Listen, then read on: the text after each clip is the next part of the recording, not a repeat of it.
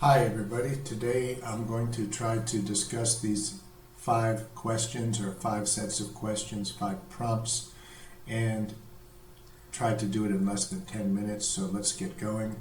The first question is, what are sight words and how do we teach sight words? How many and which words? I think the important point here is that sight words are words that we teach to beginning readers as they are beginning to read, because they are not spelled like they are pronounced, and they are common and important words. A word like was, for example, W-A-S, if you tried to sound it out, you would get something like was. So therefore, we teach kids to recognize that word by sight, so that they can begin the process of learning how to read. There is a list of somewhere between 50 and 200 sight words overall, I would say. It's important that sight words do not include words that you can sound out. Sight words we should only teach kids to memorize words by sight if the kid cannot sound it out and would not be expected to sound it out. So a word like your, Y-O-U-R, which a kid might think should sound like sour or yower or something like that, we can put that on a list of sight words. But the list of sight words should be relatively small. So if you're teaching 5 sight words per week in pre-primary, that sounds about right to me. Do we do dictations at KC High?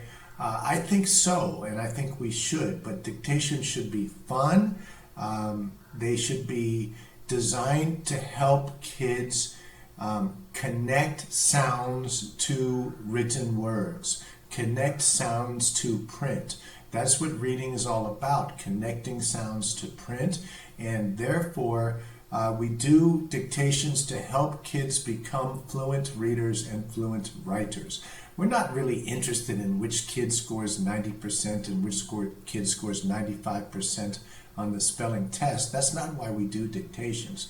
Now, a lot of adults don't like dictations, and some parents are going to say they don't like dictations, and that's because they have memories of being humiliated for misspellings when they were kids. So we have to do dictations in a way that's fun, that's entertaining, that's non-threatening, that's emotionally safe. Now, we do that very well at KC, and I'm sure that we can do that with dictations as well.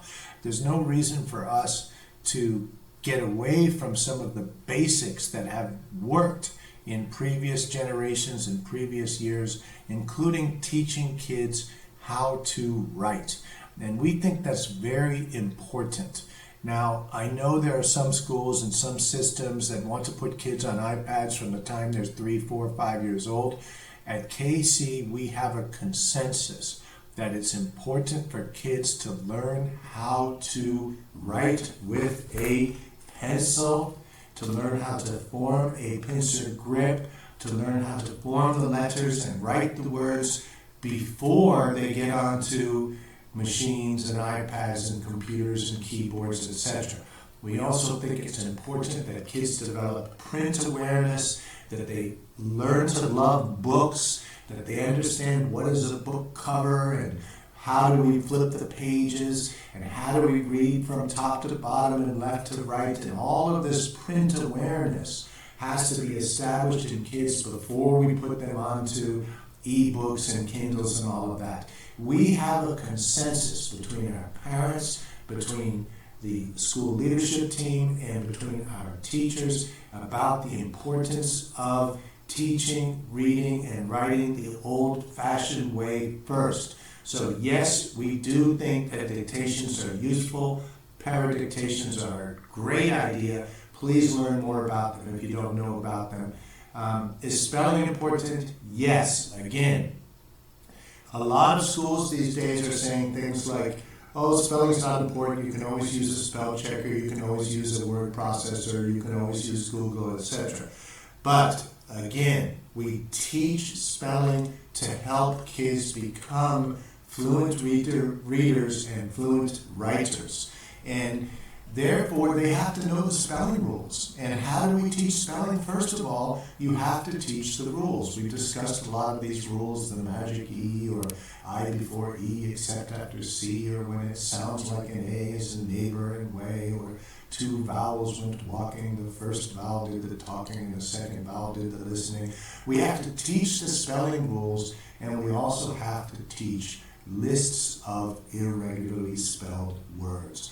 A word like choir, C-H-O-I-R, a kid is not going to learn how to spell that word unless she is taught how to spell that word. So we have to have these lists of irregularly spelled words, and we should have some agreement about which ones we're teaching in third grade, in fourth grade, in fifth grade, etc.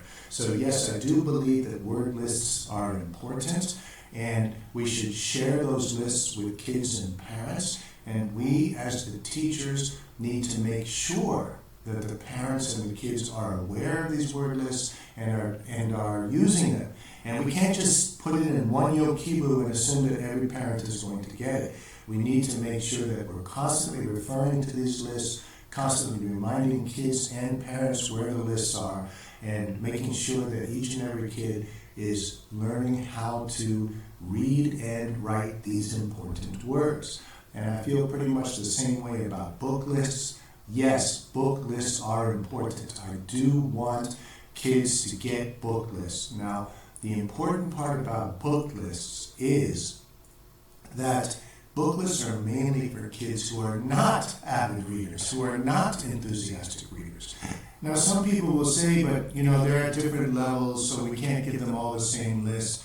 Well, that's true, they're at different levels, but let's focus on the kids who are just at or a little bit below the grade level that we're teaching, and make sure we give that kid a set of books that we expect that kid to read.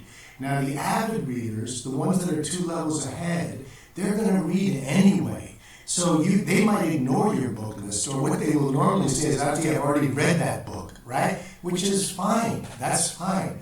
The main purpose of the book list is we're trying to make sure that every kid is reading. So we have to tell some kids what to read, because if we don't, they won't read. So that's the main point of the book list. Now, what do I mean by book list? Well, there's different types of book lists. There might be a summer reading list. There might be a required reading list. There might be a recommended reading list. There might be a reference to something like the Oxford Reading Tree and a whole bunch of books that children might choose to read depending on which genre they like, etc. But book lists in general should have a variety of texts so that we're exposing kids to different kinds of reading. There should be fiction, there should be nonfiction, etc.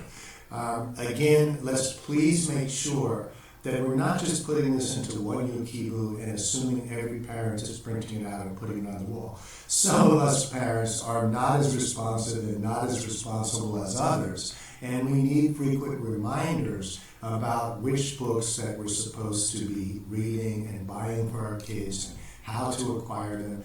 And if you give prompts or questions, questions about what was the main idea of the book, or draw a character map, or draw a picture to go with the book list, that's great too. But parents do need frequent reminders about what we are expecting of the kids and the parents, especially during this pandemic time. So I hope that's helpful. That's some of my opinions about all of this. And thanks a lot for all your hard work on these questions.